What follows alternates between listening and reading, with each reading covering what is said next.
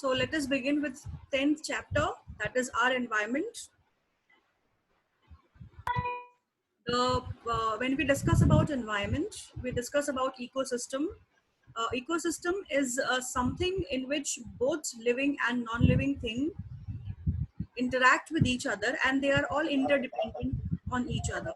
Now, by living and non-living thing, I mean, in the technical term, is abiotic component and biotic component. Means in ecosystem is a sum of, or together, abiotic component and biotic component comprise of ecosystem. Now comes to what is abiotic component and what is biotic component. So biotic component is the organisms which have life. That can be plant, animal, insect, microorganisms, decomposers, parasites, saprophytes, anything. Whereas an abiotic component, it can be air, water, land, means something which do not have life, like water, soil, temperature, humidity, solar energy. These are all abiotic component. So components of ecosystem are broadly categorized into two parts, that is abiotic component and biotic component, and together they form an ecosystem. Examples of ecosystem can be, you can trace out, you can give the example, or you can pinpoint any area where both the biotic and abiotic components are found. Say for example, I can give the example of sea, forest, garden, pond, lake, river. These are all natural ecosystem found in the environment. And there are also man-made or artificial ecosystem found in the environment. That is the garden, the agricultural crop field. These are all human-made. Even the aquarium is also a part of artificial or human-made ecosystem. So coming to the components of ecosystem, which is having biotic and abiotic component. Biotic component again is categorized into three more category, that is producer, consumer, and decomposer. And producer, consumer, decomposer, out of these three, consumers are further classified into herbivore, carnivore, omnivore, and parasites.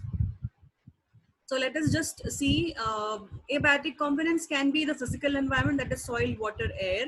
Inorganic substance also is a type of abiotic component that includes all the molecules, carbon dioxide, nitrogen, water, oxygen, sulfur. Even the climatic factors like light, temperature, pressure, humidity are all abiotic components. Biotic components includes autotrophs, heterotrophs, saprophytes, saprotrophs, and all. Now, based upon the substance from the environment, as I told, the biotic component is divided into three parts: producer, consumer, and decomposer. Producers are those organisms which produce or which can prepare their own food. That is the autotrophic organism. It is only the plants, the green plants and the green organisms which have got chlorophyll. They can only prepare their own food taking the help of sunlight. So those organisms which are coming in this category, which can prepare their own food, will be called as producer. Then come the next category, that is the consumer. Consumer is again those organisms which are dependent on producer. Okay, which are heterotrophic organisms which cannot prepare their own food. Whereas the third category is decomposers. Decomposers are those organisms which break the complex organic substance into simpler form. Means if any plants is cut off and it is falling onto the ground, after some days, after a few months, you will find that the tree will not be there, because the complex tree will be completely broken down by the decomposers, that is the decaying process. Even the human body, when they are buried into the soil, or any organisms when they are buried, after some day, after some months, if you see, you will not be able to find that organism in the soil, because they have been decomposed by the bacteria, or the microbes rather. Then coming to the consumers are classified into herbivore, carnivore, omnivore, parasites, depending upon what they eat. Okay, because when we talk about heterotrophic organism, heterotroph or consumer, there can be different level of consumers, right? What they eat. Then based upon that, it can be classified into herbivore, means those organisms which are eating plants. Then carnivore, those organisms which consume herbivore or which eat flesh. Omnivore, which can eat both the plant as well as the flesh or the meat. And last is the parasite, which depends upon the host for its nutrition. So when we talk about component of ecosystem, let us see the real example of component of ecosystem in the form of food chain. Now from the topic itself, we get the idea. Food chain means it is a chain of food. For plants, the food will be the plant can prepare their own food, but the resource material will be the nutrients. But for animals, the food will be, for the herbivore, the food will be plants. For carnivore, the food will be the flesh. For omnivore, the food can either be the plant or can be the animal. So depending upon that, we can say that in the ecosystem, each organism are dependent on the other organisms for their food. Okay, this dependency, a series of organisms feeding on one another and take part at various biotic level is called as food chain. Here we can see the example of food chain in the diagram. Figure A is the food chain of a forest. Figure B is a food chain of grassland, and figure C is food chain of pond.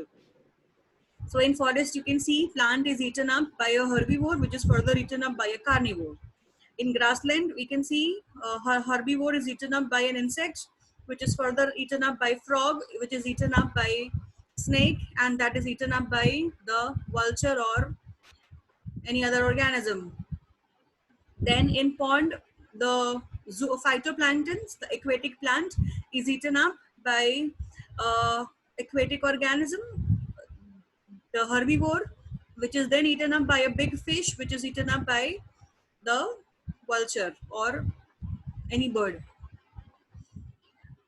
Then coming to the details of food chain. Now when we discuss about one organism, depending upon the other organism for its food requirements, uh, depending upon the category or depending upon the level of the food that the organism eats, that is called as trophic level. Trophic level means the strata or the trophic level in the school. If I give you the example, it is the section wise. Okay, first standard will have the most junior one with depending upon the IQ and all.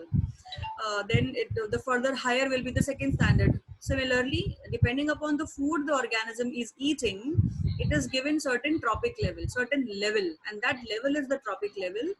Say for example, at the base, the basic organisms on the trophic level is producer.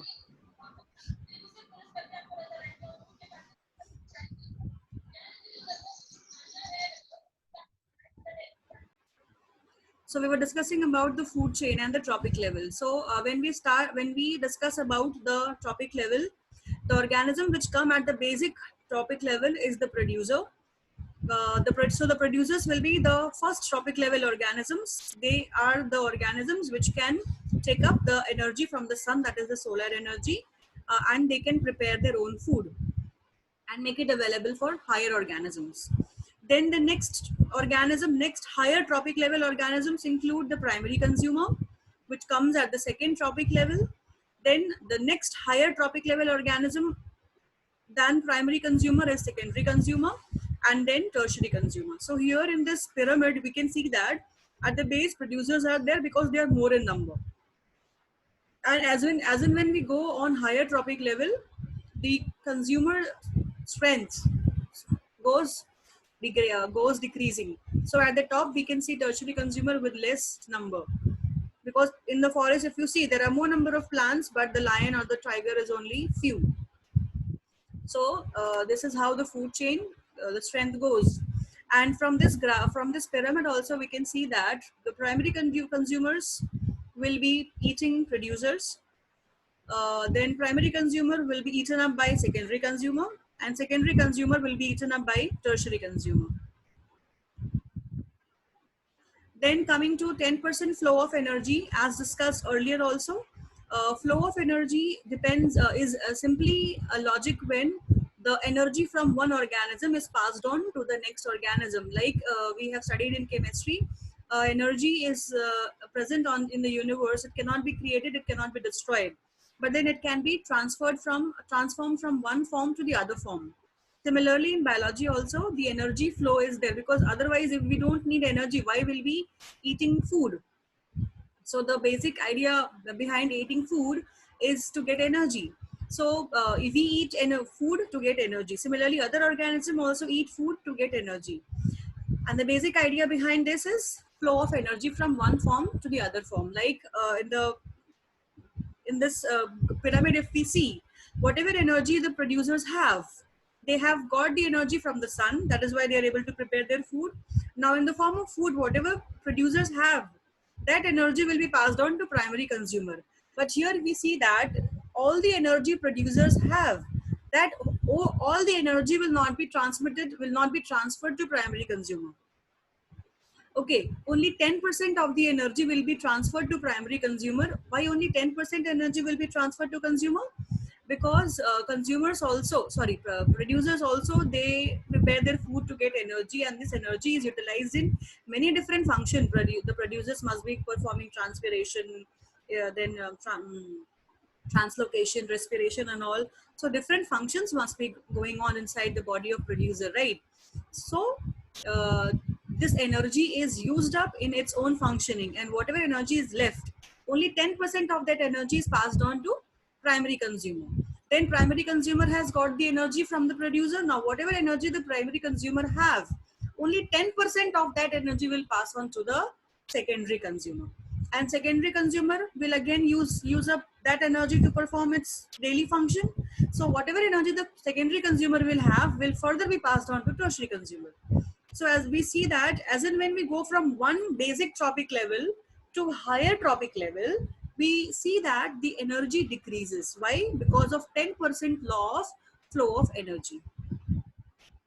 So here is the flow chart. The green plants in terrestrial ecosystem capture only 1% of energy from the sun and make them into their food.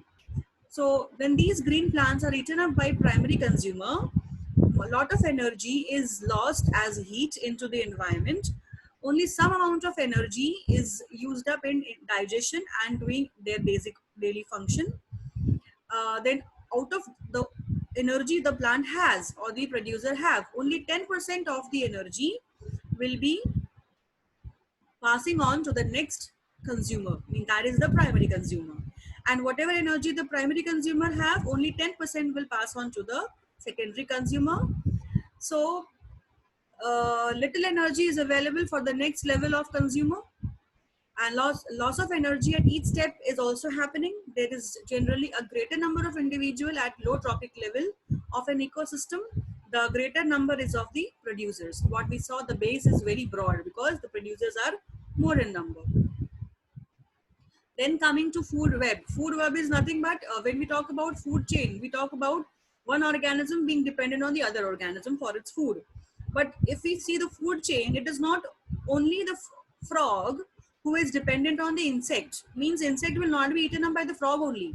Insect can be eaten up by the bird also. Insect can be eaten up by any other organism also. Fine. Even the peacock also can eat insects.